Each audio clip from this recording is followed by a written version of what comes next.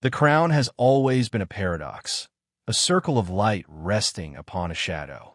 It glitters in candlelight, reflecting centuries of ceremony and reverence. Yet beneath its shimmer lies a deep and ancient quiet. Power, when worn too long, begins to whisper.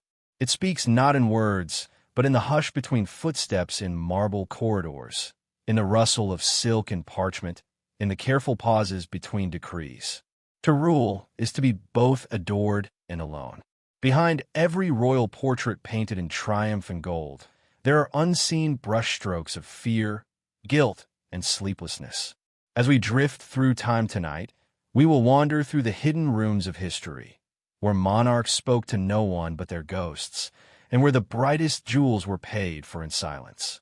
Every crown, from the pharaoh's sun disk to the tiara of modern queens, carries the same contradiction.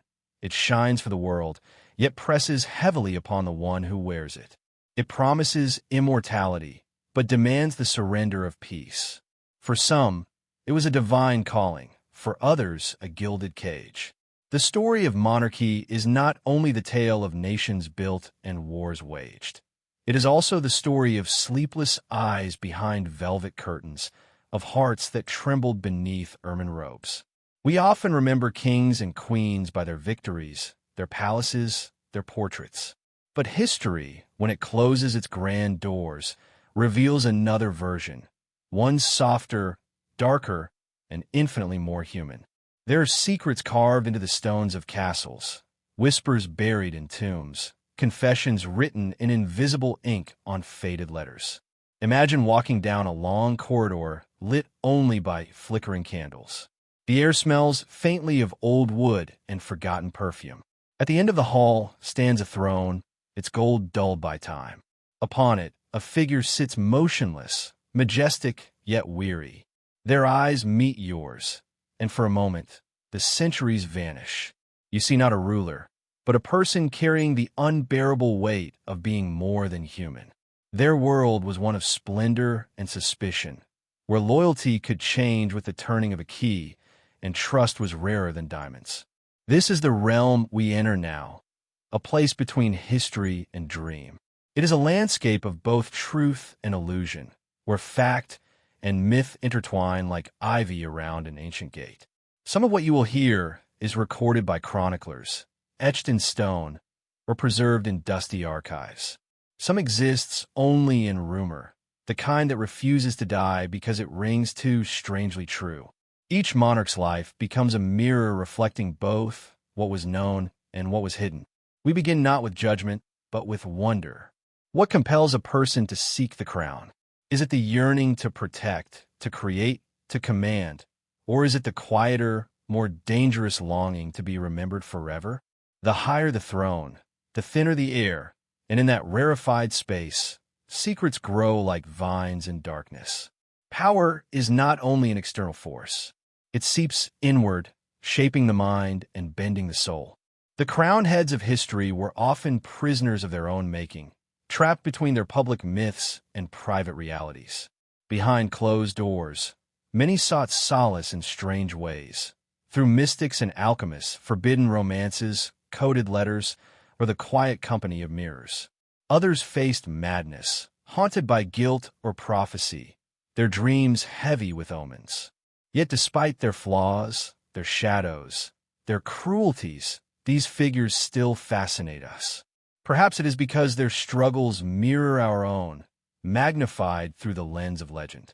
We too seek control, meaning, and legacy, even if our kingdoms are far smaller. The difference is that theirs were watched by millions, recorded by scribes, and judged by time. As you listen, let the pace slow. Let the noise of the modern world fade, replaced by the soft echo of footsteps through marble halls. We will meet the monarchs not as names in textbooks, but as restless souls who lived in candlelight and secrecy. Some ruled with wisdom, others with fear. Some chased eternity through art, faith, or deception. But all carried the same truth. The crown may be made of gold, but its shadow is made of night. Tonight, we will follow that shadow. From the dazzling brilliance of Louis XIV's Versailles to the silent tombs of forgotten pharaohs, from the iron will of empresses to the haunted reflections of queens, we will listen for the pulse beneath the pageantry. Each story will reveal how power can elevate and consume. And as the music softens, as the mind drifts towards sleep, remember this: the crown is never just a symbol of rule. It is a mirror held up to the human condition itself. Our hunger for meaning, our fear of loss, our endless dance between light and darkness. Now, let us begin our descent into the labyrinth of royal secrets. The first candle flickers. The gold begins to fade.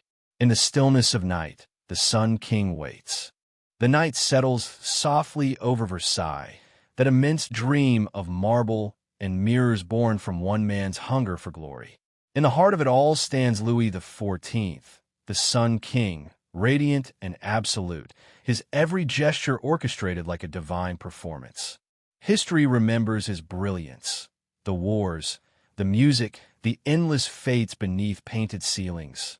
But tonight, we walk not through his triumphs, but through the quiet corridors of his doubt.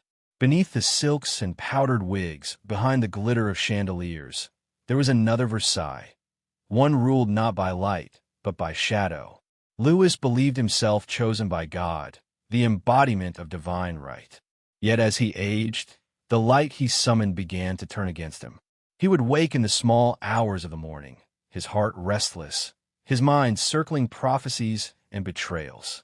The same mirrors that had reflected his greatness now returned to him a tired, haunted man. He could not escape their truth. They multiplied his image endlessly, each reflection a question he could not answer. Was a God king when the divine begins to feel so far away? Versailles itself was built to control chaos. Every hallway, every fountain, every ritual of morning and night was designed to remind France that its monarch was the center of the universe.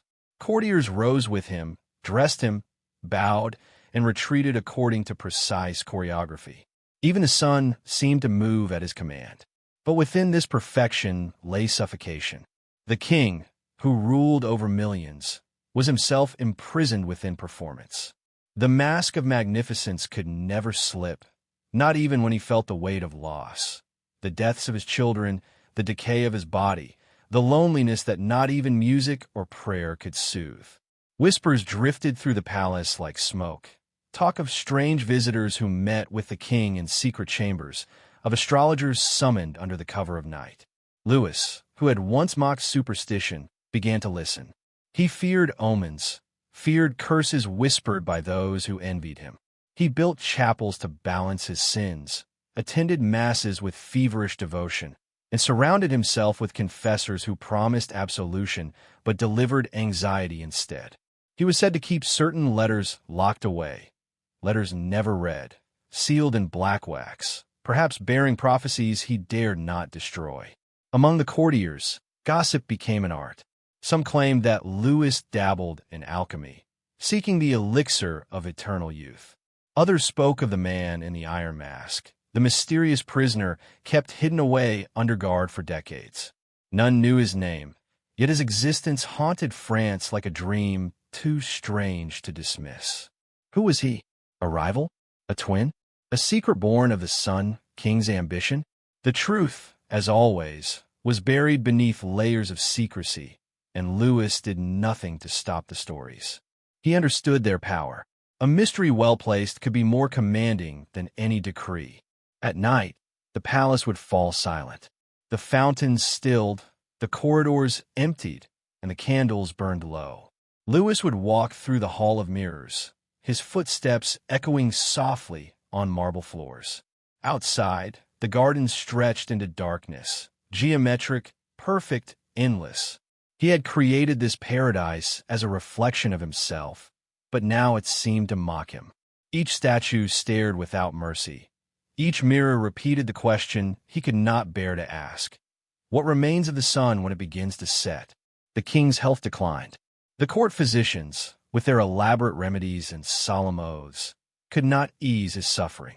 They spoke in Latin, mixed potions of mercury and herbs, and whispered to one another that perhaps the Sun King's flame had burned too brightly for too long. As his body failed, his thoughts grew more desperate. He turned to his confessor, seeking forgiveness for the wars that had left France drained and the people hungry. He confessed his fears that his glory would not endure, that time would erase his divine image as easily as wind erases footprints in sand. Yet even in his weakness, he never released his hold on illusion. The final days of his life were choreographed as carefully as his rule. The courtiers were summoned, the music prepared, the curtains drawn, just so. When he could no longer stand, he insisted on being dressed in gold. His last appearance before his court was not that of a dying man, but of the eternal sun. He smiled faintly, knowing that even in death, his image would live on. He had become his own myth. After his passing, the palace he built remained, but the light that had filled it dimmed. Servants spoke of cold drafts moving through the halls, of candles snuffed out without wind, of a presence lingering in the royal chambers. They said the Sun King still wandered the hall of mirrors, unable to rest, searching for the reflection he lost. Some nights, when the moonlight strikes the glass at just the right angle, one can almost see him there, a figure of gold and shadow, trapped between eternity and the past. Louis XIV believed he had mastered time, but time was the one kingdom he could never conquer. His reign had begun in brilliance, but ended in solitude, the same fate that has touched every monarch since the dawn of crowns. The Sun King's legacy, like the light he worshipped, eventually faded into twilight. Yet his story endures, not because of his power, but because of the fragility hidden beneath it. As the echoes of Versailles fade, we are left with an image of a man who sought immortality and found isolation. The candle gutters in the mirrored hall, the perfume of roses and wax mingles in the still air, and the last reflection fades into night. From this gilded solitude, our journey continues to another ruler, another mystery, and another kingdom where the crown gleamed just as brightly, yet hid a soul just as restless. The Moon Queen waits in the distance, and her secrets are of a quieter, more haunting kind. The sound of the court has faded now, replaced by the softer hum of wind over the Thames. We leave the golden spectacle of Versailles behind and drift to England, where another ruler sits upon her throne, her face pale as moonlight, her heart veiled in secrecy. Elizabeth Tudor, the Virgin Queen, the Moon Queen, the last of her line. Her reign glows like silver, calm, brilliant, and cold. Yet beneath that glow lies an intricate web of loneliness, fear, and the quiet alchemy of control. Hers was not a reign of brute power, but of intellect sharpened to a blade. She turned her solitude into strength, her restraint into theater, her very image into a form of magic. From her first day as queen, Elizabeth lived as both sovereign and symbol. The daughter of Henry VIII and Anne Boleyn, she had inherited not just a kingdom, but a curse. The ghosts of her family walked with her always. Her mother executed for love and ambition. Her father feared and adored in equal measure. The young queen learned early that to survive in a world of men, she must master illusion. She built her rule on perception, never too soft, never too hard, neither saint nor sinner. Every gesture was calculated, every silence meaningful. And behind those silences, the weight of endless watchfulness.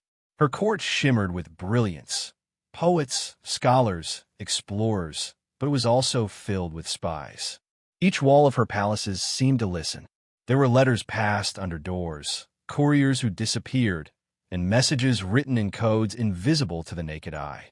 The queen herself was fluent in the language of secrecy. She trusted few and tested everyone. Her most loyal advisors, like Cecil and Walsingham, were masters of intelligence, building networks that stretched across Europe. In their service, truth became as dangerous as any weapon. For Elizabeth, trust was a luxury she could never afford. At night, when the torches dimmed and the courtiers retired, she often walked alone through her chambers at Whitehall. The floorboards creaked beneath her as though the palace itself were breathing with her. On her writing desk lay open letters, some from suitors, others from enemies disguised as friends. She would read them in silence, the candlelight trembling over her face, then burn them one by one. The flames reflected in her eyes, like distant stars fading at dawn. For all her composure, there were nights she could not sleep. The weight of the crown pressed against her temples, invisible but constant. Her image as the Virgin Queen was her greatest invention. She cloaked herself in chastity, not out of purity, but out of necessity. Marriage, for Elizabeth, meant surrender of power, of independence, of control over her destiny. She had watched too many queens destroyed by love, and yet her letters to Robert Dudley, the Earl of Leicester, reveal a heart still capable of tenderness. Their affection was a dangerous secret, whispered in gardens and written in coded phrases. When Dudley's wife died under mysterious circumstances, rumors flared like wildfire. Elizabeth distanced herself, not out of cruelty, but survival. The crown could not share a pillow. Her mastery of appearance extended even to her own aging. As the years passed, her face became a mask of white powder and red lips. Her hair, a fiery halo crafted from wigs and artifice. She transformed her body into a living emblem of the realm. Timeless, untouchable, eternal. But mirrors are cruel companions.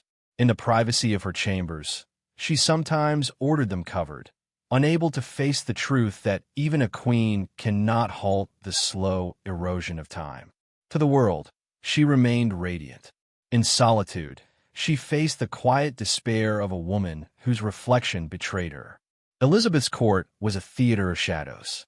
Behind the splendor of her progresses through the countryside, behind the dances and the masks, there were darker stories. Plots to assassinate her, conspiracies whispered by foreign ambassadors, the execution of Mary, Queen of Scots, a cousin and rival whose death would haunt her dreams. When she signed the warrant, her hand trembled. She claimed later it had been done against her will, as though fate itself had guided the quill. But history remembers the hesitation. It was the moment when duty devoured mercy, when the crown demanded blood. Still, she endured. Her reign brought stability after years of chaos. Under her, England blossomed, a new navy, new poetry, new pride. Yet even as her name became legend, she remained haunted by the emptiness of her own creation. She had become a symbol too perfect to be human. In private, she prayed not as a monarch, but as a soul uncertain of its place in heaven. She sought comfort in alchemy and prophecy, listening to astrologers who charted her destiny among the stars.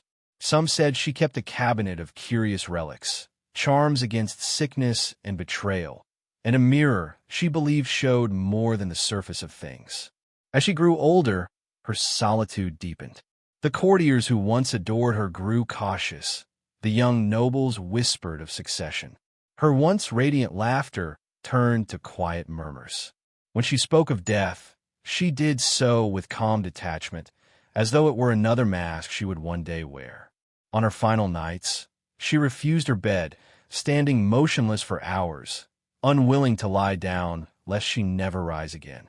The courtiers watched helplessly as she drifted between this world and another, her lips moving in prayers no one could hear. When she finally fell silent, England wept, but the Queen had already become legend. Her legacy endures not just in the empire she nurtured, but in the enigma she left behind. Who was Elizabeth truly? Visionary ruler or lonely woman trapped within her own myth? Perhaps both.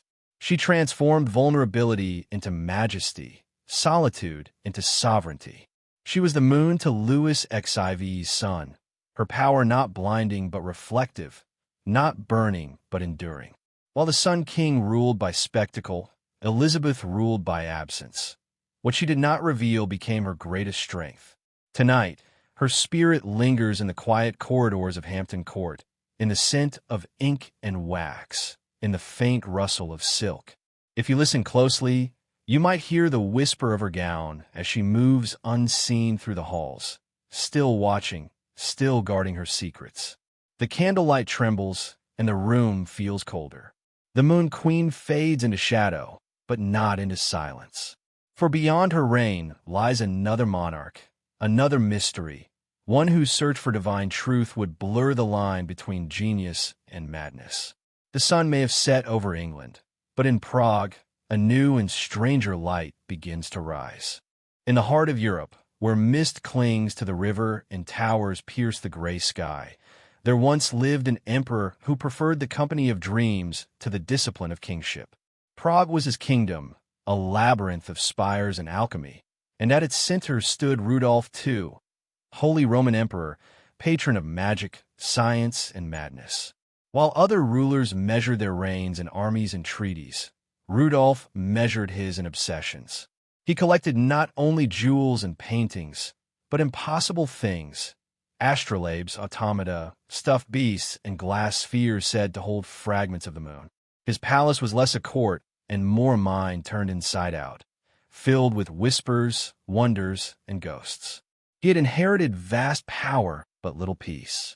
The empire he ruled stretched across nations and languages, too great for any man to truly command. And so Rudolph turned inward. He surrounded himself with philosophers, magicians, and dreamers, seeking order in the stars where politics offered none. In his private chambers, he kept telescopes and furnaces burning through the night. He read the works of Paracelsus and Hermes Trismegistus, and spoke of unlocking the secrets of creation itself. He believed that God's design could be deciphered if one looked closely enough, through fire, through metal, through madness. But while his curiosity reached toward the heavens, his empire began to crumble beneath his feet. Letters arrived daily from ministers warning of rebellion, but Rudolph rarely answered. The council chambers stood empty as the emperor wandered his galleries, gazing at paintings that seemed to stare back. Time blurred for him.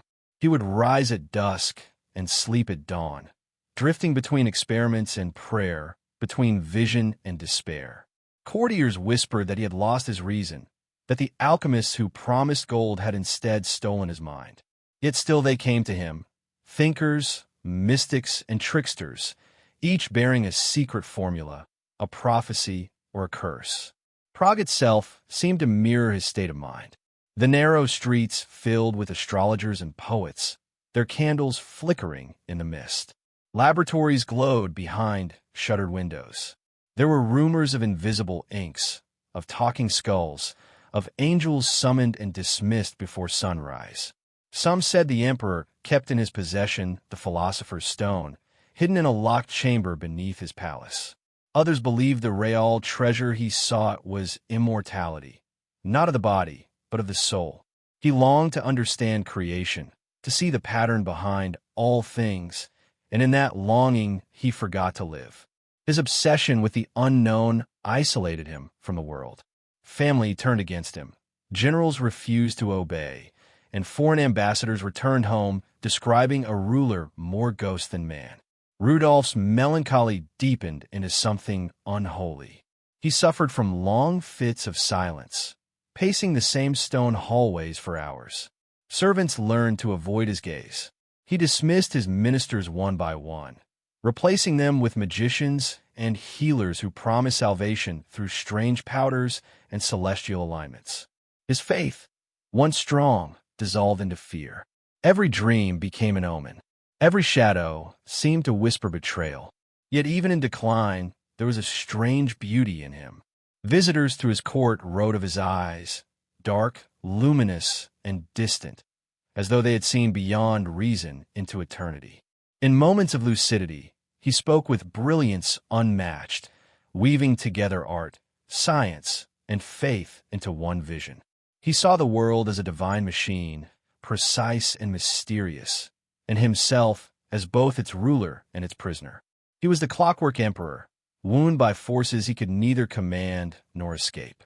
The artists he supported flourished. Giuseppe Arcimboldo painted him as Vertumnus, god of transformation, his face made of fruit and flowers, symbol of change and decay. It was an image both flattering and prophetic. Rudolph admired it deeply, perhaps sensing that it captured his dual nature, creation entwined with corruption. He filled his collection with wonders: mechanical birds that sang, crystals that refracted sunlight into colors unseen, globes mapping worlds imagined and real. His Kunstkammer, or cabinet of curiosities, became a universe in miniature, a reflection of his restless soul. But even wonders cannot quiet the mind forever. The emperor's isolation grew so complete that few dared approach him. He became paranoid, certain that spies lurked in his chambers, that his food was poisoned. The more he sought divine truth, the more the human world slipped away. Outside the palace, famine and war spread. His brother Matthias gathered support among nobles eager to replace the mad emperor. When they finally came for him, there was no battle, no defense, only a man sitting among his relics, staring at the ticking of his clocks. He surrendered the throne as if handing over a dream he no longer wished to inhabit. After his death, his collection was scattered across Europe. Some objects vanished, others found their way into museums centuries later. Yet even now, legends persist that somewhere in the hidden vaults beneath Prague Castle lies a locked chamber no key can open, filled with the remnants of Rudolph's impossible visions. They say strange lights still flicker there on moonless nights, and that those who linger too long hear the soft turning of gears, the pulse of a clock that no one built. Rudolf II's life remains a study in contradiction. He sought enlightenment but found delirium. He reached for God but grasped only smoke. Still, he left behind something profound, a vision of the world not as chaos, but as mystery. In his failure to control it, he revealed its beauty. The boundary between genius and madness is thin, and perhaps he stood precisely on that line, a lonely alchemist emperor forever caught between reason's light and the dark gravity of the unknown. As the mist gathers again over Prague, the fires of his furnaces fade into memory. The echo of his footsteps vanishes down the endless corridors of time. Yet from that same mist, another figure begins to emerge, a woman cloaked in silk and silence, rising not from Europe's heart, but from the East. Her rule will burn differently, not through obsession, but through ruthless clarity. Where Rudolph searched for divine knowledge, she will claim divine authority. The dragon throne awaits, and the veil of silence begins to lift. In the vast empire of Tang, where the mountains rose like dragons from a mist and the rivers carried the weight of centuries, there came a ruler unlike any the world had seen. Her name was Wu Zetian. History calls her empress, tyrant, visionary, and heretic, but her truth, like all great powers, lies somewhere in the shifting space between light and shadow. She began her life not as royalty, but as a concubine, a whisper among many in the Forbidden Palace. Yet through cunning, patience, and an almost supernatural sense of destiny, she would rise to claim the dragon throne itself, ruling as the only female emperor in the long, unbroken history of imperial China. The story of Wu Zetian begins in whispers. Born into privilege but not greatness, she was intelligent, articulate, and striking in her composure. She entered the court of Emperor Taizong at 14, serving in silence, studying the rhythms of power. When he died, she should have disappeared into a convent, as was custom. But fate, perhaps guided by ambition, perhaps by prophecy, had other plans. She returned to court under Taizong's successor, Gaozong, first as a servant, then as consort, then as empress. Those who opposed her vanished like breath on cold glass. Some called her ruthless, others called her chosen. Both were correct. She ruled first through her husband, then through her sons, and finally in her own name. Her hand was everywhere, though seldom seen. Ministers trembled before her gaze. Generals bowed with averted eyes. She understood the delicate balance between fear and devotion better than any monarch before her. Yet she was not merely a figure of dread. Under her rule, the empire flourished. Roads were rebuilt, the bureaucracy reformed, literature encouraged. Scholars found themselves rewarded for merit rather than birth. She valued intelligence, regardless of gender or class. In her reign, China saw progress and prosperity that echoed long after her death. Still, her enemies whispered of dark deeds, poisoned rivals, purged families, secret prisons where dissent was silenced forever. Wu Zetian understood symbolism as well as any sorcerer. She wove the myths of her rule as carefully as a tapestry. She declared herself the reincarnation of the Bodhisattva Maitreya, the future Buddha destined to bring enlightenment to the world. Temples rose in her honor. Poets compared her to the sun itself, steady, radiant, inescapable. Yet beneath this divine veneer, there were signs of unease. The court grew wary. Old Confucian scholars murmured that the natural order had been overturned, that a woman on the throne could only mean cosmic imbalance. But Wu Zetian was no mere usurper. She knew the power of belief. If heaven would not sanction her rule, she would make heaven obey. In the silence of the palace gardens, she met with astrologers and monks who whispered to her of omens and stars. Comets and eclipses, once feared as portents of doom, were reinterpreted as symbols of her divine mandate. The boundaries between politics and mysticism blurred until they became one. Some say she possessed a secret book, a prophecy hidden within the imperial archives, that foretold the rise of a female emperor who would bring both glory and ruin. Whether she discovered it or had it written herself, no one could tell. In that uncertainty lay her greatest power. Truth and myth intertwined, each feeding the other until both seemed equally real. But power, even divine, is never eternal. As Wu aged, the web she had spun began to tremble. The sun she had used as tools became threats. Courtiers she had raised from nothing plotted behind her back. She grew suspicious of everyone. Her court turned cold, a garden of statues and spies. Yet her mind remained sharp, her command absolute. She continued to hold daily audiences, issuing decrees with a steady hand. At night, she sat in her private chamber surrounded by scrolls and relics, her face lit by the soft glow of lanterns. The silence around her was immense, almost sacred. She had everything she had ever sought, and yet she was alone. Legends say that as her strength waned, she began to fear the spirits of those she had destroyed. Servants claimed they heard her speaking to unseen presences, offering incense to calm their anger. Sometimes, the scent of sandalwood would drift through the palace long after she had left a room. There were rumors of strange dreams, visions of a mirror that showed not her reflection, but the faces of her victims, each one watching, waiting. Whether these stories were inventions of her enemies or the echoes of a guilty mind, no one could say. But they linger like the aftertaste of smoke. Her death came quietly. She had ruled for decades, outlasting her rivals, reshaping the empire in her image. When the end approached, she did not resist it. She withdrew to her chambers, her attendants keeping vigil as she slipped between worlds. Outside, the empire she had forged held its breath. When she finally passed, the court dared not speak her name aloud. Even in death, she was feared. Yet her final act defied tradition. She ordered that her tomb bear no inscription, no titles, no boasts, no words to bind her legacy. Just a smooth stone facing the horizon, mute, eternal, impenetrable. The meaning of that silence has haunted historians ever since. Perhaps she understood that words would never hold her truth. History would vilify her, sanctify her, twist her into parable and myth. By leaving her tomb unmarked, she denied them all.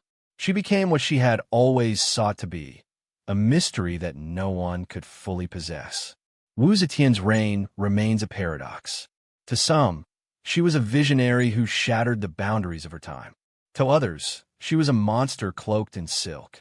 In truth, she was both, the embodiment of power's dual nature, creation and destruction entwined.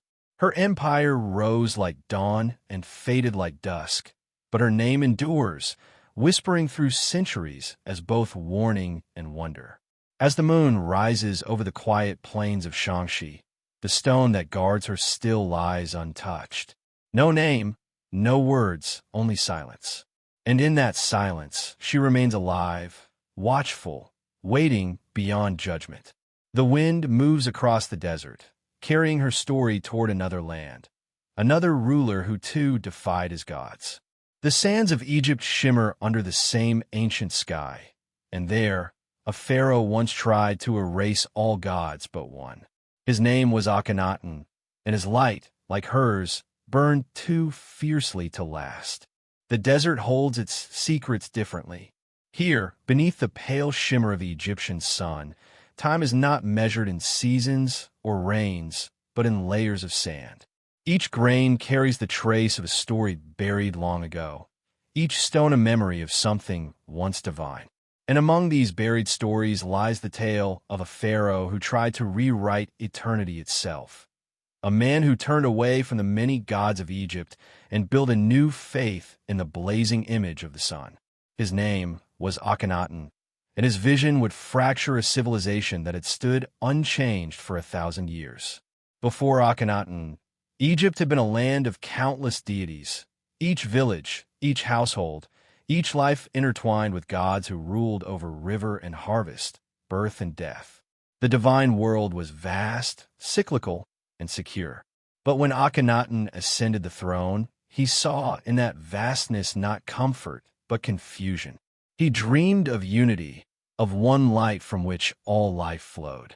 He called this light Aten, the visible sun disk that crossed the sky each day, illuminating all without favoritism or shadow.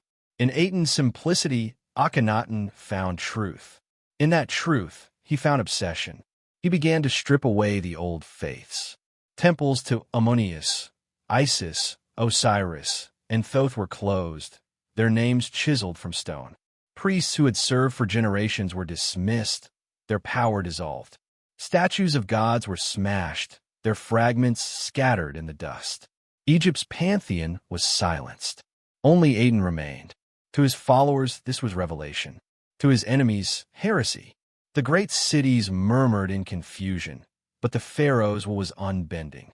He declared himself not just Aten's servant, but its living reflection, the sole intermediary between the divine light and humankind. In his vision, Akhenaten built a city to embody his faith, Akhetaten, the horizon of the Aten. It rose from the desert like a mirage. White stone temples opened to the sky, courtyards flooded with sunlight, and walls carved with images of the royal family bathed in the rays of the sun. There were no dark sanctuaries, no veiled idols. Worship took place under open air in the full blaze of daylight.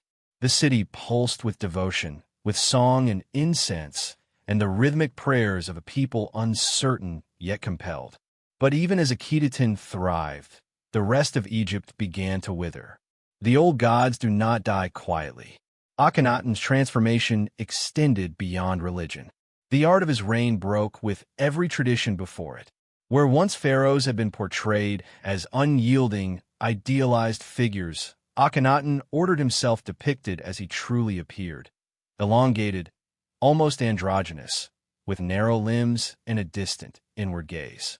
He and his queen, Nefertiti, were shown as equals, their daughters playing at their feet beneath the sun's radiant hands. These images felt intimate, human, yet strange. Some believed the pharaoh's appearance reflected divine metamorphosis. Others whispered of illness or madness. Whatever the truth, his art mirrored his mind, fluid, luminous, and defiant of all expectation. In the early years, the new religion glowed with promise. But over time, that glow began to fade. The economy faltered. The priesthood conspired. The people, weary of abstract worship, longed for their familiar gods. Akhenaten retreated further into his vision. He ceased to appear in public, spending his days composing hymns to Aten and his nights in silent meditation. The boundaries between ruler and god blurred until even his closest followers no longer knew which he believed himself to be. Some said he had transcended humanity. Others said he had gone mad. Outside the walls of Akhetaten, unrest spread like dust in the wind. Plagues, droughts, and foreign threats shook the empire. The once mighty Egypt began to crumble at its edges. But Akhenaten's focus remained fixed on the sun. He seemed to believe that through purity of devotion, he could remake the world, that the chaos of life would dissolve in the radiance of Aten's perfect light. Perhaps he saw himself as a second creation, a man chosen to lift humankind from darkness into clarity. Yet the brighter his faith burned, the more shadows it cast. When death finally came for him, it came quietly. His body, worn by years of isolation and divine obsession, was laid to rest in a tomb carved from the cliffs near his sacred city. No record of his final words survives. After his death, the empire moved swiftly to erase him. His name was struck from royal lists, his temples dismantled, his city abandoned to the sand. The priests of Ammonius returned, restoring the old gods and the old order. To them, Akhenaten's reign was a dangerous aberration, a madness best forgotten. They called him the heretic pharaoh, and his legacy was buried as though it had never been. Yet nothing in Egypt ever disappears completely. Centuries later, explorers found the remains of Akhetaten, its walls still etched with hymns to the sun, its ruins glowing faintly beneath the desert light. In those hymns, the voice of Akhenaten still speaks, serene and fervent. Thou appearest beautiful on the horizon of heaven, O living Aten, the beginning of life. When thou risest, all eyes turn to thee. When thou settest, all is dark. In those words, there is both devotion and despair, the prayer of a man who mistook his own longing for eternity. Akhenaten's revolution did not survive him, yet his dream did. His attempt to unify divinity, to distill all complexity into a single truth, foreshadowed ideas that would echo across millennia. His fall reminds us that even visionaries are bound by shadow, that enlightenment and destruction often spring from the same light. Now, the desert wind moves over the sand, covering the traces of his lost city once more. The horizon glows red, as if Aten itself still burns in memory of the man who worshipped it too closely. From this lonely sunlit grave, we turn our gaze northward toward another empire and another ruler who wore majesty like armor. She ruled not through divine revelation, but through intellect, manipulation, and desire. Where Akhenaten sought to dissolve the world into purity, she mastered it through disguise. The candlelight shifts, and in its flicker, the outline of a throne appears. Its occupant, an empress whose legend is tangled in scandal and brilliance alike. Catherine the Great waits, veiled in both power and rumor. In the grand palaces of St. Petersburg, where chandeliers reflected endless light upon marble and gold, there once ruled a woman whose mind was as sharp as the winter air and whose ambition stretched farther than the frozen rivers that surrounded her empire. Her name was Catherine, Catherine the Great, and her reign would transform Russia into a world power, a civilization both enlightened and feared. Yet beneath the polished surface of her brilliance, beneath the triumphs and reforms, lay a labyrinth of secrecy, loneliness, and unquenchable desire. Like the monarchs before her, she stood at the shimmering edge between reason and madness, light and shadow. When she first arrived in Russia, she was not yet a queen but a foreign girl, Sophia of Anhalt-Zerbst, a minor German princess with no fortune, no army, and no real place in the world. She was summoned to marry the heir to the Russian throne, a boy named Peter, whose immaturity was matched only by his disdain for the land he would one day rule. He loved Prussia more than Russia, soldiers more than his wife, and games more than governance. Their marriage was loveless, their union a silent battlefield of isolation and resentment. Yet even then, Catherine studied. She learned the language, the customs, the politics. She read Voltaire and Montesquieu in secret, absorbing the ideas of reason and reform while quietly preparing for a destiny that no one yet imagined. When the time came, she did not hesitate. In 1762, as Peter's erratic behavior grew intolerable and his enemies multiplied, Catherine made her move. With the help of the Imperial Guard and a handful of loyal allies, she seized power in a bloodless coup. Her husband was arrested, and within days, he was dead. Whether by accident, design, or necessity, history never confirmed. What mattered was the outcome. A woman who had entered Russia as a foreigner now sat upon its throne, crowned as empress. She renamed herself Catherine the Great and declared that Russia would no longer look backward but forward, toward the light of modernity and reason. Under her rule, the empire flourished. She expanded its borders, reformed its laws, and corresponded with the philosophers of the Enlightenment as though she were their equal. Voltaire called her the Semiramis of the North, and Diderot visited her court to marvel at her intellect. She opened schools, encouraged the arts, and dreamed of a new kind of monarchy, one guided by wisdom rather than superstition, by intellect rather than inheritance. Yet even as she embraced reason, she ruled through absolute power. Her hand was gentle in speech, but iron in consequence. The same woman who wrote essays on liberty also crushed revolts with ruthless precision. Catherine's palace was a theater of elegance and illusion. The Hermitage, filled with paintings and whispers, became both her sanctuary and her stage. There, she surrounded herself with beauty, sculptures, operas, philosophers, lovers. Her romances became legend, not merely for their number, but for the strange tenderness she gave to each. She was not a woman of fleeting passions, but of deep attachments, granting power and privilege to the men she adored, only to dismiss them with quiet dignity when their time passed. Yet love, for her, was never enough. She sought connection in intellect and intimacy alike, trying to fill the vast silence that came with her crown. But shadows gathered even in her golden halls. Whispers spread that Catherine's pursuit of power and pleasure knew no bounds, that she had schemed, seduced, even killed to maintain her throne. Some accused her of unspeakable decadence, tales born of envy and disbelief that a woman could wield such authority without a man's shadow beside her. Rumors clung to her legacy like frost upon glass, impossible to fully erase. Whether true or not, they revealed how power, when worn by a woman, is always read differently, admired in men, feared in her. There was another side to her brilliance, one she seldom revealed. In her private letters, Catherine often wrote of sleepless nights, of doubt and restlessness. She confessed that the burden of ruling was heavier than any crown. She feared betrayal, not from foreign enemies, but from those closest to her. The palace that glittered by day became, by night, a maze of echoes and locked doors.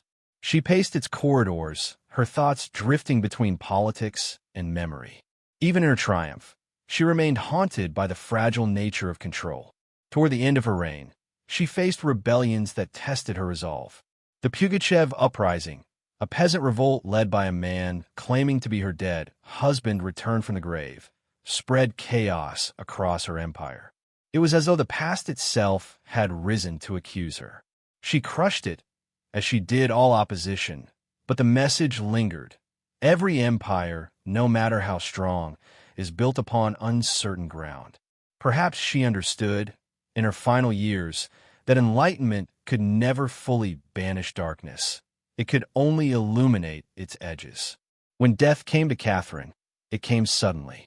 She collapsed in her private chambers, surrounded by portraits of philosophers and the soft glow of candlelight. Her empire mourned her as a goddess, yet her passing reminded the world that even the greatest must yield to silence. She had ruled for more than 3 decades, reshaping Russia into something vast and complex, half dream and half iron. Her enemies painted her as a monster, her admirers as a savior. The truth, as always, lay between, the reflection of both light and shadow upon the same polished crown. Today, her spirit still seems to linger in the corridors of the Winter Palace. Those who walk its halls speak of a presence that watches from the mirrors, neither benevolent nor cruel, only endlessly curious. Perhaps it is her restless mind, unwilling to sleep, still contemplating the empire she built and the love she never fully found. Catherine's life was proof that intellect can conquer power, that beauty can disguise steel, and that history's brightest lights often burn with the darkest fuel. And yet, even her brilliance fades against the enormity of what came after. For across the sea, in another kingdom bound by duty and lineage, another monarch faced her own labyrinth of secrets, not through conquest or reform, but through quiet endurance. A queen whose reign would span centuries, who would smile through grief and conceal her sorrow behind flawless composure.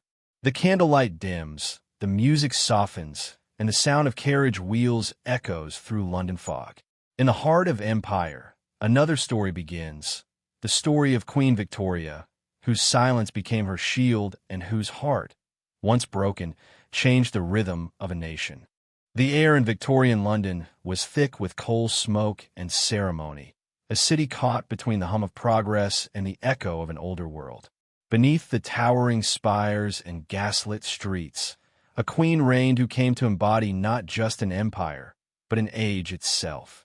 Queen Victoria, small in stature, yet immense in presence, ruled longer than any monarch before her, presiding over a realm that stretched across continents and oceans.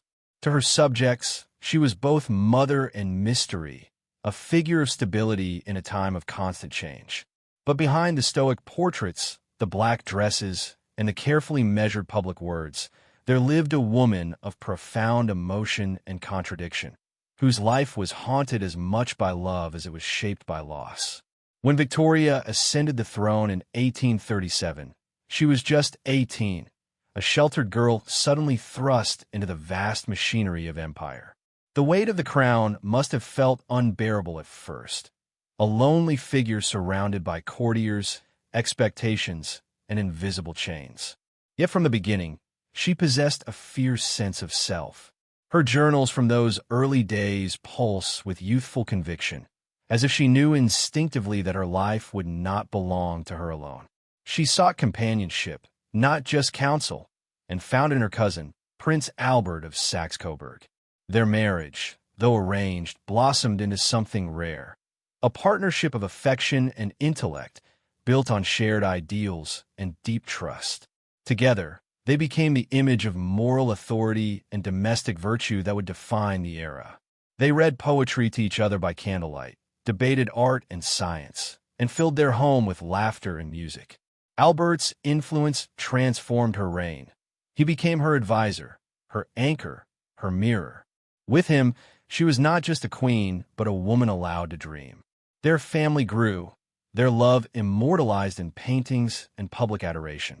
Yet, as often happens in the lives of monarchs, happiness was not destined to last. In 1861, Albert fell ill, his health failing after years of tireless work and stress. When he died that December, Victoria's world shattered.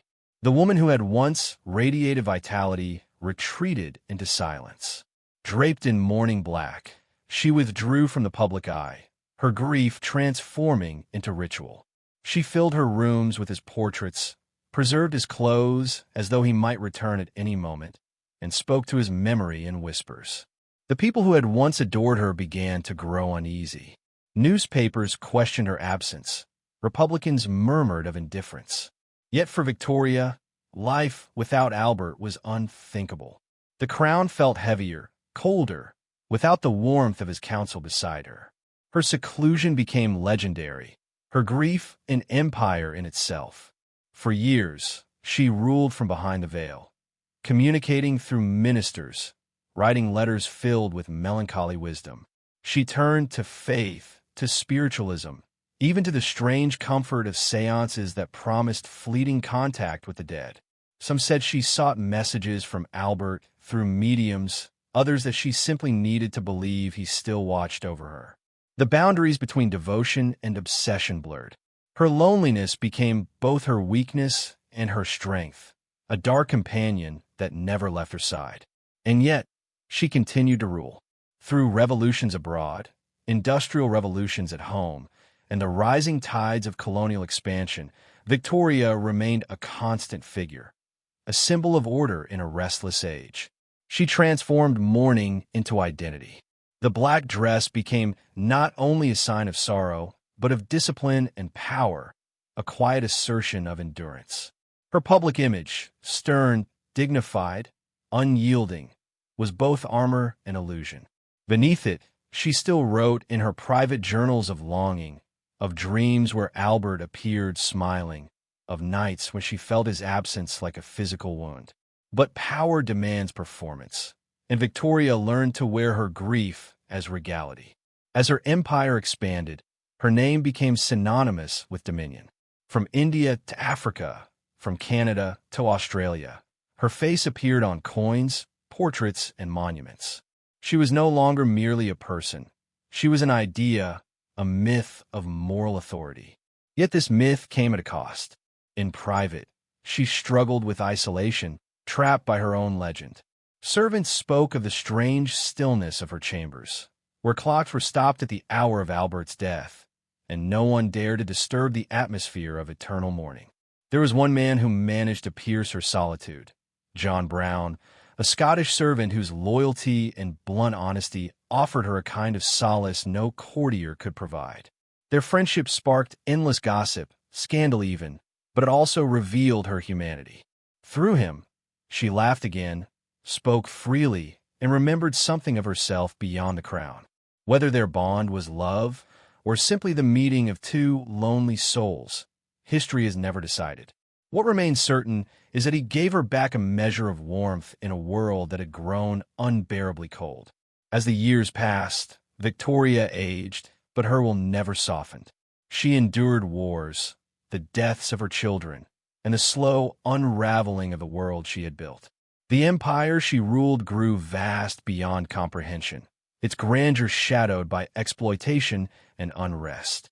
Yet even as the cracks began to show, she held fast to her role as matriarch of the world's largest realm. In her final years, she became almost mythical, a living monument to endurance, a queen who had turned grief into governance.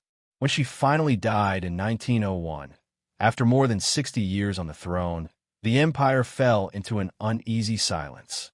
Bells tolled, processions stretched for miles, and the sun seemed to dim for a moment, as if mourning its own creation.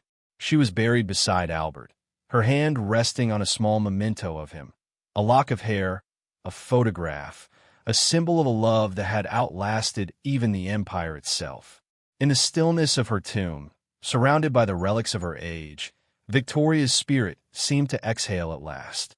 Even now, her shadow lingers in the old palaces and gardens, in the fog that curls along the Thames at dawn. Her reign, both glorious and mournful, reminds us that power can be a kind of loneliness, that devotion, even divine, can become a gilded cage. The age that bore her name glittered with innovation, yet beneath its surface ran a quiet current of sorrow. Her silence, her restraint, her endless endurance, they became her legacy and her prison. As the mist clears, the world begins to change once more. The hum of machines gives way to the rumble of war, and a new monarch rises, facing an empire on the edge of collapse. The next crown will not shine as brightly, nor rest as easily. It will be worn by a man who inherits both the burden and the ghosts of empire. His name is George V, and under his reign, the modern world will awaken from its Victorian dream, only to find itself standing in the long, cold shadow of history's next great reckoning. The new century arrived not with the fanfare of triumph, but with the slow, uncertain murmur of change. The carriages of the 19th century gave way to engines that roared, and telegrams hummed across oceans faster than thought itself. Empires stretched, trembled, and blinked in the harsh new light of modernity. And upon the British throne, after the long twilight of Queen Victoria's reign, sat her grandson, King George V. His crown was the same, but the world beneath it had shifted beyond recognition. George V was not born to rule as a visionary or philosopher. He was, at heart, a sailor, a man of order and discipline, more comfortable among charts and sea winds than in gilded halls. Yet destiny, relentless as tide, swept him from the deck to the throne. He inherited an empire that spanned the globe, an inheritance both magnificent and fragile. Where Victoria's power had seemed eternal, his was already fraying. New ideas were stirring in the streets: democracy, socialism, nationalism. The old certainties of divine right and imperial glory no longer held their shape. He found himself presiding not over conquest, but over decline. To the public, George V was a man of duty. He spoke little, smiled rarely, and ruled with the steady restraint of one who understood that appearance was everything. He was not a man of poetry or grandeur, but of habit, a creature of routine who believed that dignity could preserve what force could not. Each morning began with precision. Letters read at the same hour, meals taken at the same table, documents signed with careful neatness. His reign became a performance of stability, a way of holding back the chaos that threatened to flood through the cracks of the empire. Yet even he could feel the tremor of something shifting beneath the marble floors of Buckingham Palace. In 1914, that tremor became an earthquake. The world plunged into war, a war so vast, so senselessly consuming, that even kings could not control it. The First World War changed everything. George's cousins sat upon rival thrones: Kaiser Wilhelm II of Germany and Tsar Nicholas II of Russia, both family, both bound by blood. Letters that once carried affectionate signatures now became silent, and armies marched under banners of kinship turned to enmity. The age of royal diplomacy collapsed into smoke and trenches. For the first time, monarchy felt mortal. The war tore through illusions of permanence. George watched from his desk as millions died in mud and fire, and the empire's might began to bleed away. He visited hospitals, stood among soldiers, and wept privately for the young men who bore his crest into oblivion. Yet, even in his compassion, he was haunted by fear. Across Europe, thrones were toppling. The Russian Revolution had claimed his cousin Nicholas and the entire Romanov family in a blood-soaked cellar. In photographs, Nicholas and George looked almost identical, two faces mirrored across the abyss of fate. When news of the Romanovs' execution reached him, George shut himself away for hours, saying little. He had once refused them refuge in Britain, fearing it would endanger his own stability. The decision would haunt him until his death. After the war, the empire that had once been called eternal began to dissolve like mist. Nations that had been ruled from afar demanded freedom. Ireland rebelled. India stirred. Colonies across the world whispered of independence. George, conservative to his core, could not stop the tide. All he could do was preserve the illusion that Britain still held the world together. His government changed. His power diminished. Yet his sense of duty never faltered. "I cannot claim to be a genius," he once said, "but I can claim to be a man who tries to do his duty." Inside the palace, the atmosphere was both stately and suffocating. The corridors were filled with ghosts of the past, portraits of ancestors whose empires had seemed unshakable. George often walked those halls in silence, his footsteps echoing softly, the weight of lineage pressing against him. He was not a man of imagination, but he understood the value of myth. The monarchy, he knew, survived not through divine right anymore, but through ritual, spectacle, and restraint. If the people saw stability, they would believe in it. If they saw devotion, they would forgive the cracks. And so he became a symbol, not of grandeur, but of endurance. Yet beneath that stoic exterior, cracks did form. His relationship with his children was cold, formal, bound by the same rigidity that governed his rule. His eldest son, Edward, grew restless beneath the strict expectations of royal duty, seeking pleasure and freedom instead of responsibility. His younger son, Albert, shy and stammering, trembled under the weight of comparison. George saw the future in them and feared it. "After I'm gone," he once remarked bitterly, "that boy will ruin himself within a year, and Bertie will have to pick up the pieces." He was right, though he did not live to see it. In his final years, illness and disillusionment took hold. The empire continued to fracture, and the modern world grew loud and alien around him. Airplanes buzzed overhead, radios crackled with voices he could not control, and newspapers printed criticisms no monarch could suppress. The power of the crown had become mostly ceremonial, its mystique fading beneath electric light. Yet still, the people loved him, perhaps because he represented something simple in a time that had grown too complex, a steadfast figure, an anchor in a storm. He died in 1936, in his bed at Sandringham, with the words, "God bless you all," whispered into the cold morning. Outside, fog rolled across the English countryside, as though mourning the end of an era. His death marked more than the passing of a man. It marked the quiet twilight of an old world. Within months, the empire would face scandal, abdication, and the rise of a war that would consume the globe once again. Those who looked upon his still face that day might have felt a strange kind of peace. For all his limitations, George V had done what he believed was right. He had held the line between chaos and tradition, even as both closed in around him. The crown, once a symbol of conquest, had become a symbol of endurance. And yet, endurance would not be enough for what came next.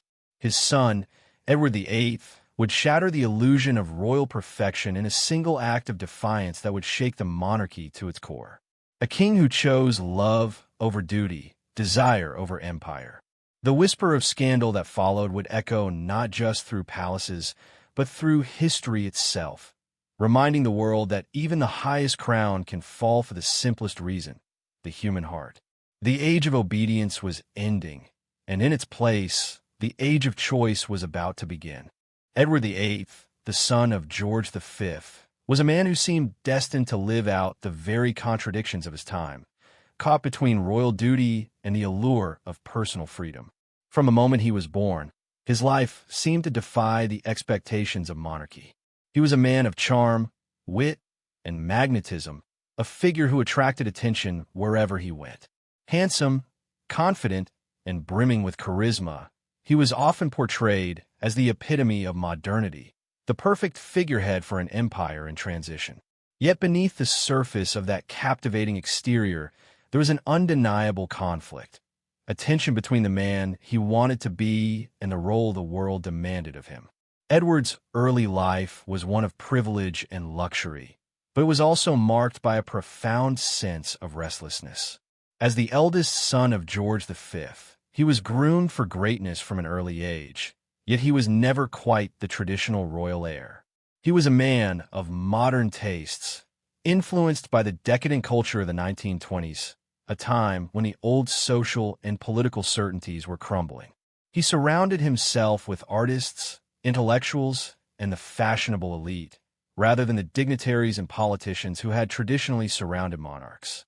In the world of flappers, jazz, and the promise of a new age, Edward found himself more captivated by the life of a playboy than by the solemn responsibilities of kingship. At the heart of this internal battle lay his relationship with Wallis Simpson, an American divorcee whose 2 marriages had ended in scandal. Edward's love for her was no passing fancy, it was all-consuming. He was captivated not only by her beauty and sophistication, but by her ability to challenge him, to offer him a kind of liberation from the weight of the crown. He often remarked that with her, he could be free, but in the eyes of his family, his advisors, and the British public, Wallis was unacceptable. Divorce, particularly in the case of a royal marriage, was a stain too deep for the monarchy to accept. The Church of England, of which the king was the supreme governor, forbade remarriage after divorce. Edward's desire to marry Wallis would force him to make an impossible choice between love and duty, between the woman he adored and the throne he had been born to inherit. The pressure from the establishment was immense. There were whispers in the corridors of Buckingham Palace and behind the curtains of Parliament. Would the monarchy survive the scandal of an abdication for the love of a woman who could never be accepted by the British people? Edward, once so self-assured, found himself increasingly torn between his desires and the expectations of a nation.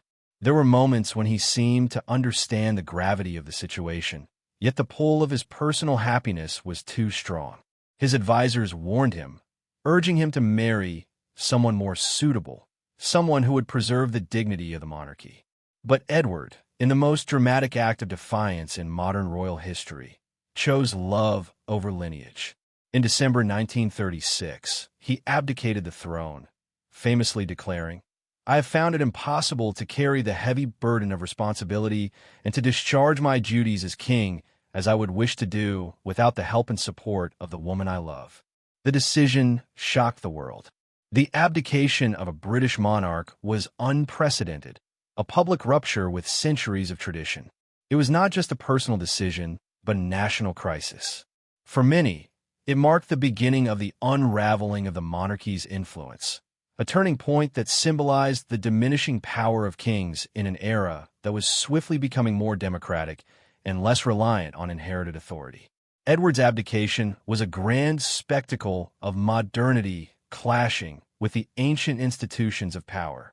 It wasn't just the abdication itself that sent ripples through the monarchy. It was the reasons behind it, the deeply personal and highly public nature of the choice. The royal family, caught in the spotlight, was now irrevocably changed. Edward's brother, George VI, inherited the throne under circumstances none of the royal family could have predicted. George VI was a man of quiet resolve, and his accession marked a stark contrast to the drama that had surrounded Edward. Where Edward had been flamboyant, daring, and even reckless, George was measured, cautious, and dedicated. He was a man who had struggled with self-doubt, and yet now he was thrust into the very position he had feared, forced to shoulder the responsibilities of a throne he had never anticipated. His reign would be marked by war, by his own personal challenges, and by a public struggle with speech impediments that would endear him to the British people. But Edward's decision cast a long shadow over George VI's reign. The abdication left the monarchy with a legacy of scandal that would take decades to heal. Edward, now known as the Duke of Windsor, lived in exile for much of his life, often seen as a discredited figure, a reminder of the monarchy's vulnerability to personal desires. The relationship between Edward and the royal family would remain strained for the rest of his life. Though he was given a title and allowed to live in relative comfort in France, he was never allowed to return to the center of British public life. His marriage to Wallis Simpson was recognized, but it was never accepted in the full, official capacity that a royal wedding might have been. Over time, the consequences of Edward's abdication became more evident. The monarchy, though it survived, was never quite the same. The people who once revered Edward's youth and vitality saw him as a symbol of defiance, but they also saw him as a man who had abandoned his duties at the moment they were most needed. Edward's actions had shifted the focus of the monarchy from a symbol of timeless authority to something more human, more flawed, more vulnerable. His abdication and subsequent exile serve as a reminder that the royal family, once seen as infallible, was susceptible to the same human weaknesses as anyone else. In the years that followed, Edward VIII's place in history became a subject of intense debate. Some viewed him as a tragic figure, a man caught between his heart's desire and the duty to an empire. Others saw him as selfish, an individual whose personal whims had caused untold damage to an institution that had been at the center of British life for centuries. No matter the interpretation, his legacy remained complicated, a mixture of romantic love and royal duty, of public adulation and private regret. As the monarchy marched into the mid-20th century, the shadow of Edward VIII would continue to loom large. Though George VI and his daughter, Elizabeth II, would stabilize and redefine the crown, they did so in the shadow of a monarch who had chosen the path of love over obligation. The story of Edward VIII, a king who abdicated for a woman, would always be a tale of what might have been.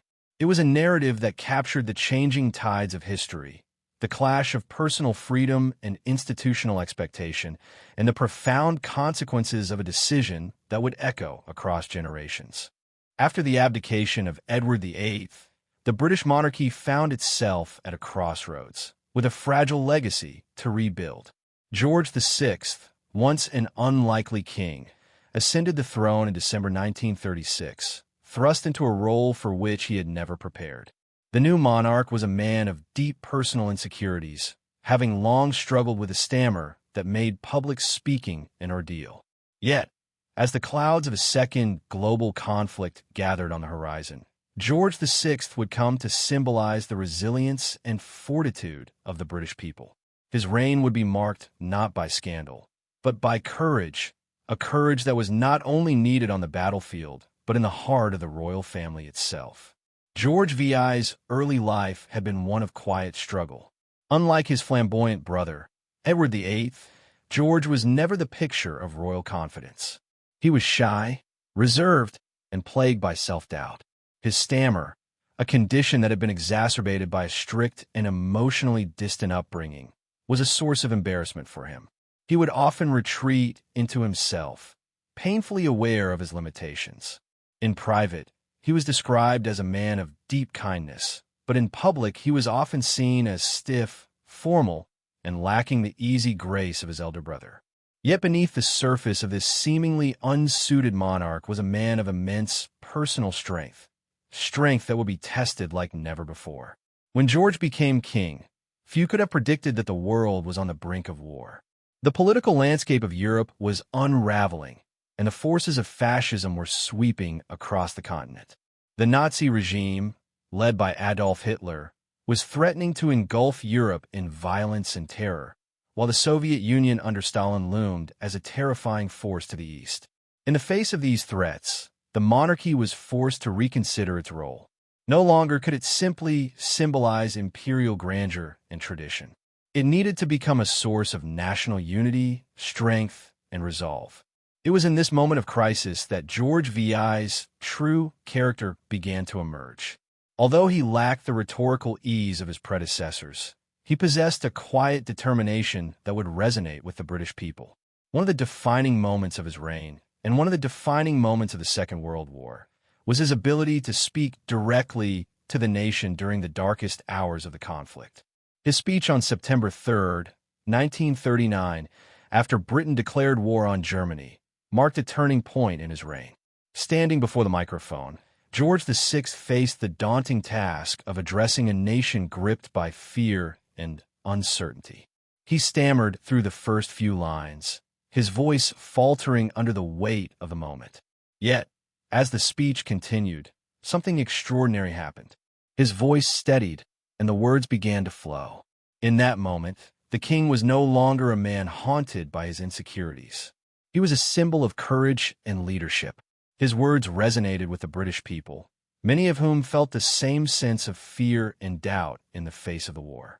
In his stammering speech, George VI became not just a monarch, but a figure of empathy and determination. The king's personal struggle with his stammer became emblematic of the broader national struggle.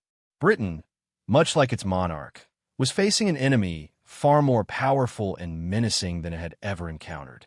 Yet, just as George VI had learned to fight through his own weaknesses, the nation had to confront the rising tide of fascism with every resource it could muster. The monarchy, which had once been seen as a symbol of unchanging authority, was now an active participant in the war effort, with George VI and his wife, Queen Elizabeth, doing everything they could to bolster morale and maintain unity. In the early years of the war, the royal couple became the heart of Britain's war effort. While the royal family was not involved in military strategy or politics, they played a crucial role in maintaining the public's morale. They visited bombed areas, met with soldiers, and made sure that the nation knew that the monarchy was not distant or detached from the suffering of the people. George VI's refusal to leave London, even as the Luftwaffe's bombs rained down on the capital, became a symbol of solidarity. The king and queen's decision to remain in London, rather than retreat to safer grounds, was a powerful message to the British people. In their eyes, the monarchy was no longer a distant, ivory tower institution. It was a part of the national struggle, a symbol of resilience in the face of overwhelming odds. Throughout the war, George VI's leadership helped the monarchy evolve into a more modern, relatable institution. While Edward VIII had been a monarch of his time, caught between the fading aristocracy of the old world and the pleasures of a new world of excess, George VI became the king for a new era. He was the embodiment of the quiet dignity and perseverance that the British people needed. The contrast between the two brothers, Edward, who had abdicated the throne for love, and George, who had embraced duty despite his personal weaknesses, could not have been more stark.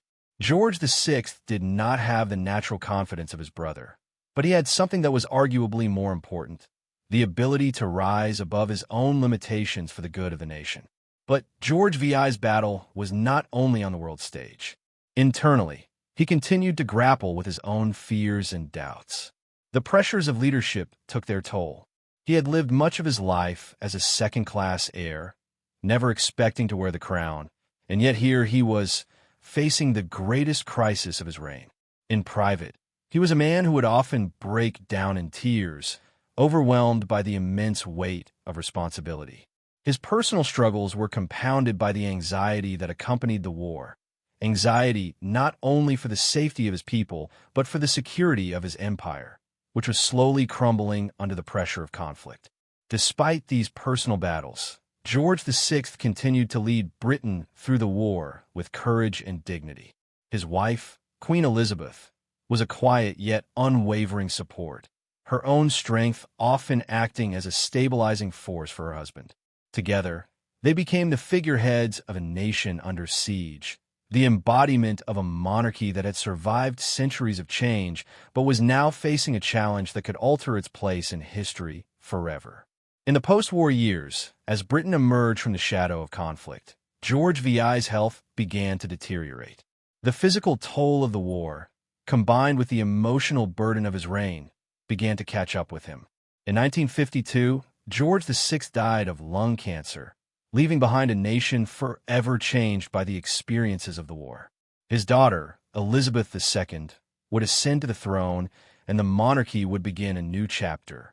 Yet, despite the passing of the years, the legacy of George VI endures. His reign was one of quiet determination in the face of adversity, of a king who faced his own personal demons, and, in doing so, became a symbol of strength for a nation. In many ways, his reign helped redefine the monarchy for the modern age, showing that even the most traditional institutions can adapt to the demands of the times. By the late 20th century, the image of monarchy was beginning to shift. The British royal family, long admired as a symbol of continuity, faced its most testing years under the unblinking gaze of modern media. Queen Elizabeth II remained calm and composed, but beneath the polished surface, her family struggled with pressures the world had never before witnessed so openly. The fairy tale wedding of Prince Charles and Lady Diana had promised renewal, yet behind closed doors, their union unraveled into loneliness and heartbreak. Princess Diana, luminous and vulnerable, became the beating heart of a public fascinated by both glamour and tragedy. Her compassion made her beloved. Her pain made her real. When her marriage collapsed, the illusion of a perfect royal household crumbled with it. The monarchy, once seen as untouchable, was suddenly human, imperfect and exposed.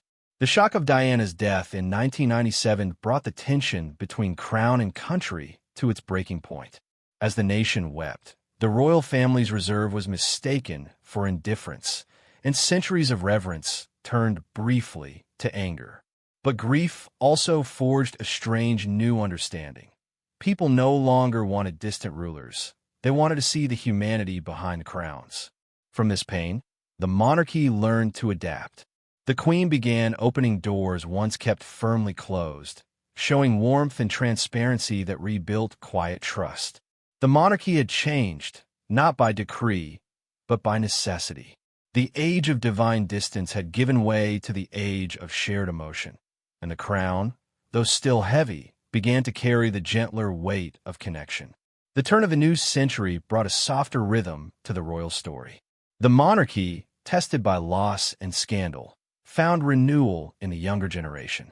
Queen Elizabeth II remained the steadfast center, a calm flame amid constant change, while her heirs stepped into the light of a modern world that demanded openness, empathy, and reinvention. Prince Charles, long misunderstood, began to find his footing as a thoughtful advocate for nature, architecture, and sustainable living. His path was no longer defined by personal sorrow, but by a desire to leave something lasting. Yet the public's gaze shifted toward his sons, William and Harry, the living legacy of Diana. In them, the monarchy's future was written anew. William's marriage to Catherine Middleton symbolized harmony, a balance of tradition and relatability that seemed to heal old wounds. Their calm presence rekindled affection for the crown, offering a sense of continuity without rigidity. Meanwhile, Harry's restless spirit carried the echoes of his mother's warmth and rebellion, a reminder that even within royal walls, individuality seeks to breathe. Under Queen Elizabeth's patient watch, the monarchy moved carefully between two worlds, the quiet dignity of the past and the candid vulnerability of the present. Cameras no longer observed from afar.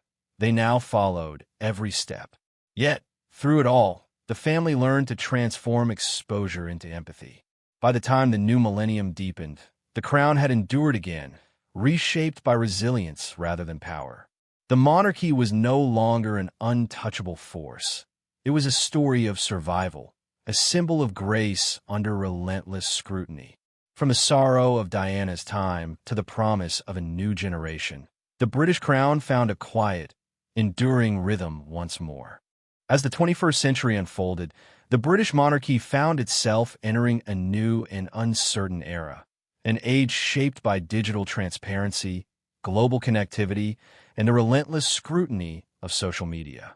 What had once been a distant and untouchable institution was now under constant observation.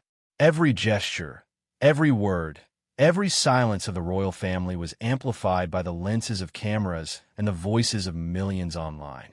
The monarchy, which had survived wars, revolutions, and scandal, now faced a challenge it had never known before: the demand for authenticity in a world that no longer revered tradition blindly.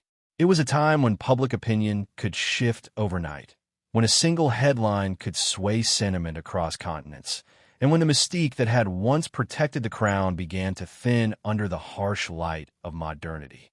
Queen Elizabeth II, whose reign had already spanned more than 6 decades, became a paradoxical figure in this landscape, both a relic of the old world and an anchor in the new.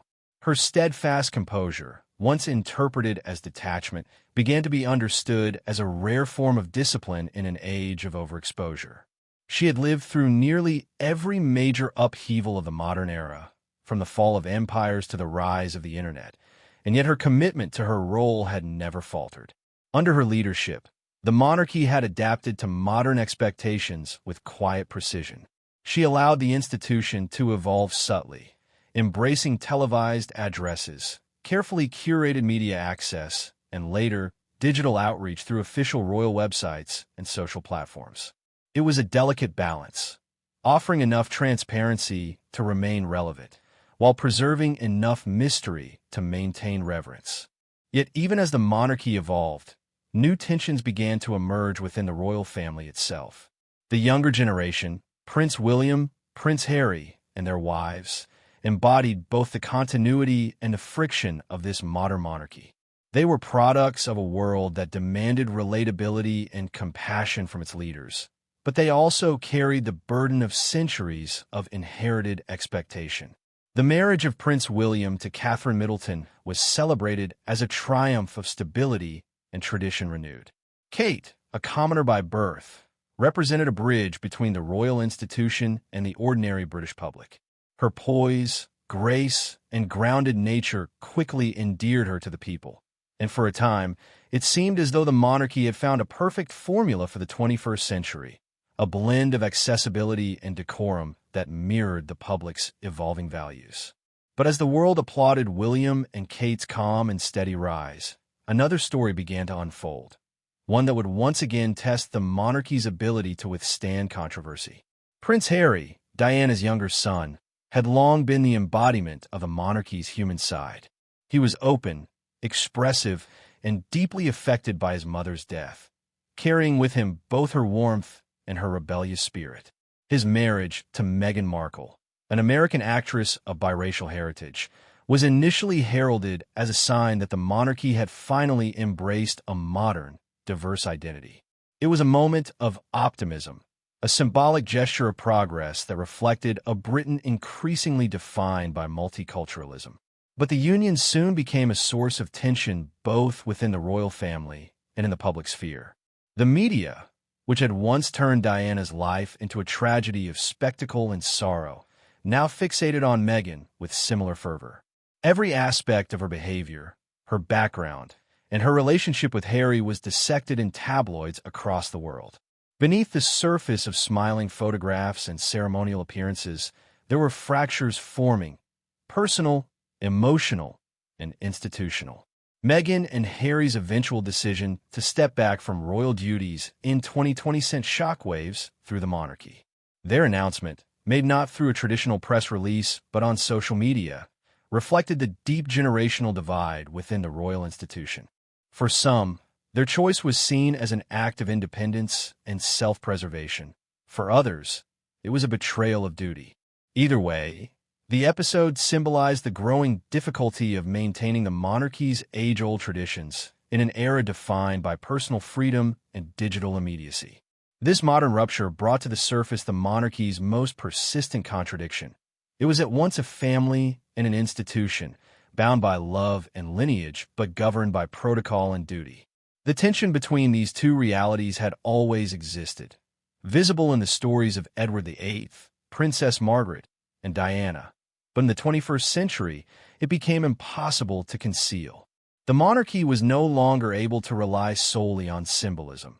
It was now being held to the same moral and emotional standards as any public institution. Every act of compassion or misstep of indifference was magnified through a global lens. For the first time in its history, the royal family had to navigate not just the expectations of a nation, but the judgments of an interconnected world. Amid these shifting dynamics, Queen Elizabeth remained a stabilizing presence. Her steady hand and quiet endurance reassured the British public, even as the monarchy weathered waves of criticism and internal division. The Queen's later years were marked by reflection and continuity, a long twilight of duty performed with unbroken resolve. Her Platinum Jubilee in 2022, marking 70 years on the throne, was both a celebration of longevity and a moment of national introspection. People looked back at her reign and saw more than just a monarch. They saw the embodiment of a century's worth of endurance, grace, and transformation.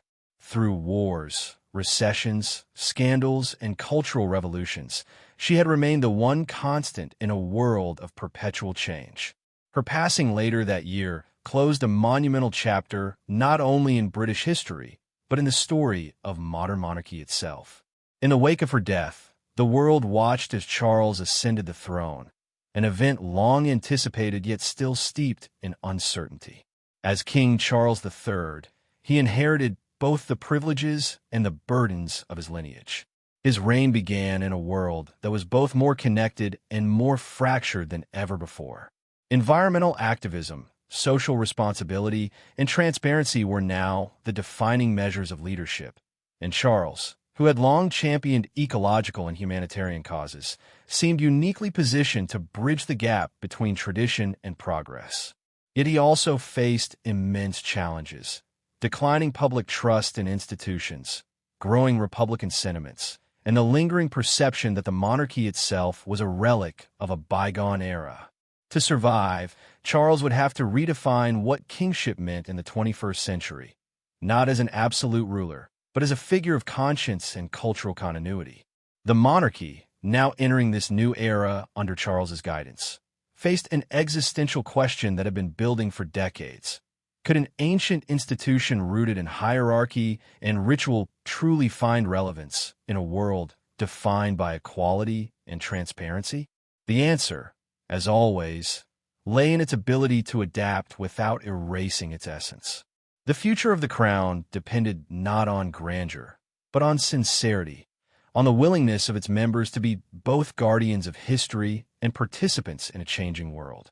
As the world looked ahead, the British monarchy stood as both a living relic and a mirror to the modern human condition, haunted by its past, shaped by its failures, yet still enduring. The grandeur of its palaces, the solemnity of its ceremonies, and the weight of its traditions all persisted, but their meaning had evolved. The crown was no longer merely an emblem of dominion.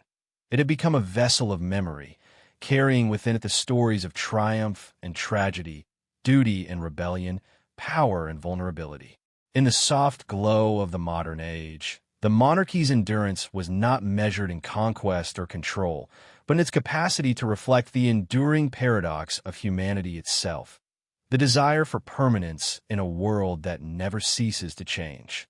The story of monarchs, those who ruled through power, faith, fear, and love, has always been a story about the human condition itself. Beneath the crowns of gold and the weight of titles, each ruler carried the same fragile emotions that define all of us: ambition, doubt, guilt, and longing. Across centuries, from the divine absolutism of Louis XIV to the quiet endurance of Elizabeth II, the monarchy has stood as both an emblem of glory and a mirror of human imperfection. As we drift toward the end of this long and winding journey through history's most powerful rulers, what remains is not merely a catalog of reigns and empires, but an understanding of how deeply the light and shadow of power are intertwined. The palace, for all its brilliance, has always cast a long, dark shadow, and within that darkness lies the truest essence of monarchy, the burden of humanity wrapped in the illusion of divinity. In every century, power has demanded a price. The faces may change, the languages may evolve, and the nations may rise or fall, but the essence of power, the tension between control and conscience, remains eternal. The kings and queens who once commanded armies now exist as names etched into marble or portraits fading on museum walls. Yet their stories still whisper to us through time, like distant echoes carried on the wind. We read their letters, their decrees, their private confessions, and we see not gods or monsters, but people who struggled beneath the crushing weight of their own crowns. For some, power brought peace and unity. For others, it became a curse that consumed everything they loved. The more absolute the authority, the more fragile the soul beneath it seemed to become. It is easy, perhaps, to romanticize the grandeur of royal life. The coronations, the jewels, the gilded halls echoing with music and ceremony. But behind every polished surface, there were corridors of quiet despair, hidden rooms where fear and regret lingered like shadows that refused to fade. The power that once commanded nations often came at the expense of personal peace. History remembers the grand decisions, the wars waged, the treaties signed, the empires expanded, but often forgets the sleepless nights that followed them. The weight of the crown was not measured in gold, but in the loneliness of command. Many monarchs discovered that ruling others meant sacrificing themselves, piece by piece, until even their triumphs fell hollow. Over time, the illusion of monarchy began to evolve. Once believed to be chosen by God, rulers were gradually redefined by the people they governed. What had once been divine authority transformed into moral duty. Monarchs could no longer simply reign, they had to represent. They became symbols rather than sovereigns, embodying the history and identity of nations rather than the raw force of rule. And yet, even in this softened form, the crown retained its mysterious pull. There is something almost dreamlike in the continuity of monarchy, a rhythm that beats across generations, connecting the present to a time before memory itself. The crown may no longer command armies, but it still commands imagination. The mystery of monarchy lies not in its survival, but in what it reveals about our collective longing for permanence. In an age where everything changes, where empires fall and ideologies shift like sand, the figure of a monarch, enduring, unchanging, offers the illusion of stability. Even when stripped of power, the idea of the crown carries with it a quiet poetry, the belief that some part of our shared history can still endure untouched by the chaos of the modern world. It is a comforting myth, one that soothes as much as it fascinates. And perhaps that is why we continue to be drawn to these stories, not for their politics, but for their humanity. Each fallen king and each forgotten queen reminds us that no matter how high we climb, we are still tethered to the earth. As we move further from the world of kings and queens, we can begin to see the monarchy not as a relic of domination, but as a reflection of our own inner dualities. Power and vulnerability, pride and humility, control and surrender. These are not the traits of rulers alone, but of every human being. The fall of monarchs through time is a mirror held up to the inevitable truth of life itself, that all power fades, all empires crumble, and all crowns eventually return to dust. Yet, in that decay, something endures, the stories, the lessons, the symbols that remind us that even within the darkest chambers of history, light can still flicker. There is a peculiar stillness in the final reflection of this story. Imagine the empty throne in a silent hall, the echoes of 1,000 ceremonies now long past. The air hangs heavy with memory. Once, this hall might have been alive with music, whispers, and the scent of burning candles. Now it stands in reverent quiet, waiting for time to reclaim it. The marble floors reflect the faint glow of dawn, and through the high windows, the first light of morning spills across the empty seat of power. It is a haunting, beautiful image, the end of rule, the return to stillness. The kings and queens are gone, but their echoes linger in the air, soft as breath, eternal as the dawn. In this quiet, we come to understand that history is not simply a record of what has been, but a dream we continue to share. The stories of monarchs remind us that greatness is never without its shadows, and that even in their downfall, there is beauty, a reminder of our shared impermanence. Power may be fleeting, but legacy, when bound to memory, endures far longer than the reigns it represents. Each monarch leaves behind more than titles and monuments. They leave traces of human truth, fragments of emotion that transcend time. Their mistakes, their courage, their loneliness, all of it becomes part of a larger story about what it means to be alive in a world that demands both strength and surrender. As the final curtain falls on these centuries of crowns and kingdoms, the mystery of monarchy does not end. It simply softens, becoming part of the collective dream of history. The world no longer bows before thrones, yet we continue to look back, to wonder, to imagine. The allure of the crown lies not in the power it bestows, but in the humanity it conceals, the quiet hearts that beat beneath the weight of glory. And as we close our eyes tonight, perhaps the whispers of those ancient halls still reach us, reminding us that every kingdom, no matter how vast, is built upon the same fragile truth, that all power fades into silence, and all stories, even those of kings, eventually become lullabies for the sleeping world. So rest now, as the echoes of the past grow faint. Let the golden light of memory fade into the soft silver of dreams. For the crowns have fallen, the halls have emptied, and the long shadow of history finally drifts into quiet. The monarchs of old have returned to dust, yet their stories linger like stars across the night sky, flickering reminders that even the most powerful are, in the end, only human.